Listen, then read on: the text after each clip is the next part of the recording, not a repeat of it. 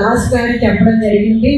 ఎందుకంటే నియోజకవర్గంలో జరిగినవి సమస్యలన్నీ కూడా రాజుగారు వివరించడం చెప్పారు.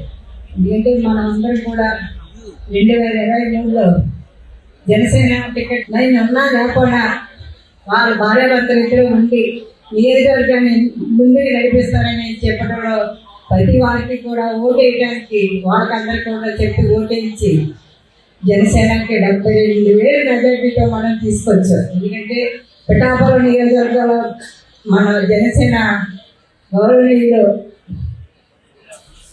పవన్ కళ్యాణ్ గారు కూడా అన్ని ఓట్లు రాలేదు. కానీ మనం అందరం కలిపి నియోజకవర్గంలో 3 పార్టీలు కలిపి మన టీడీపీ అందరం గ్లాస్కి సైకిల్ మార్చి గ్లాస్ వేయించడం చాలా ఇబ్బంది పడ్డాం. కానీ అందరూ కూడా గౌరవంగా జనసేన వస్తే మనం అన్ని పనులు చేయించుకోవచ్చు. పిడి సత్యబాబు గారు ఉన్నారు కదా అన్నమాట దేవంతో అందరం కూడా చేయడం జరిగింది. ఈవేళ మనం ఎందుకు పని చేయకోకుండా ఉన్నాం. ఇక్కడ 2,000 మెజార్టీ తీసుకొచ్చిన ఎమ్మెల్యే గారు ఏ వచ్చినా సరే కనీసం ఇవి వచ్చినాయని మాకు చెప్పడం కానీ చేయడం కానీ జరగట్లేదు.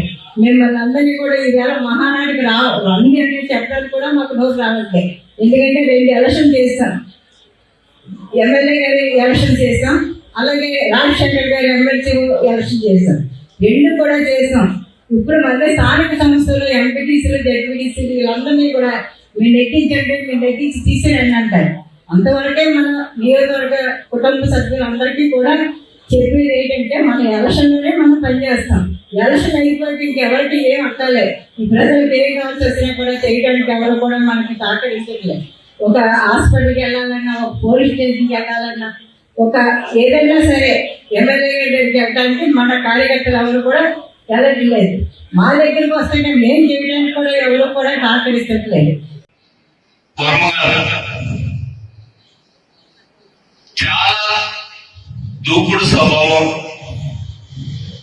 చాలా అగ్రెసివ్ గా ఉంటూ నిర్మోహమాటంగా కొండబద్దలు పెట్టినట్టు మాట్లాడతాడని ఇక్కడ కాదు, రాష్ట్ర పార్టీ ఆఫీసులో కూడా వాళ్ళు అనుకునే నానుడది, అధికారుల్లో కూడా అనుకునే నానుడది.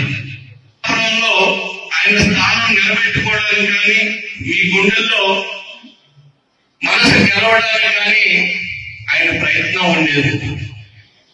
క్రమేపీ ఆయన ఏ విధంగా అయిపోయారంటే మీ అందరి మనసులో చిరస్థాయిగా ముద్ర వేసుకుని వరం లేకపోతే పిఠాపురం నియోజకవర్గం లేదు అన్న స్థాయికి వెళ్ళిపోవడం వల్ల ఆయన్ని నమ్ముకుని వేలాది కుటుంబాలు ఉండడం వల్ల ఈ రోజు ఆయన సైలెంట్ గా ఉండటం జరుగుతుంది. అది కూడా మీరు ఆలోచించండి. చాలా మండోడు అనుకుంటే ఖచ్చితంగా గోల్ రీచ్ సాధించగల సత్తా ఉన్నవాడు వర్మ.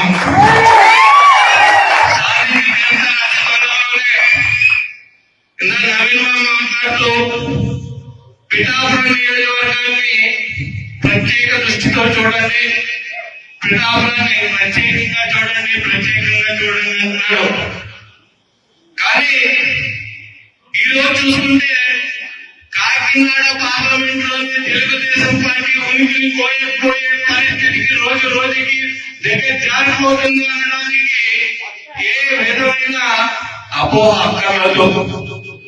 ప్రత్యేక దృష్టి పెట్టాల్సిన అవసరం, మనమంతా కూడా సంఘటితంగా పోరాడుకోవాల్సిన సమయం ఈ రోజు ఆసన్నమైంది. సోదరులారా, ఏ రోజైతే తెలుగుదేశం పార్టీ కార్యకర్తలు కానీ నాయకులు కానీ విస్మరిస్తారో మళ్ళీ ప్రభుత్వం గ్యాప్ వచ్చే పరిస్థితి గత పరిస్థితుల్లో ఉంది. మళ్ళీ అది రాకుండా చూసుకోవాలి.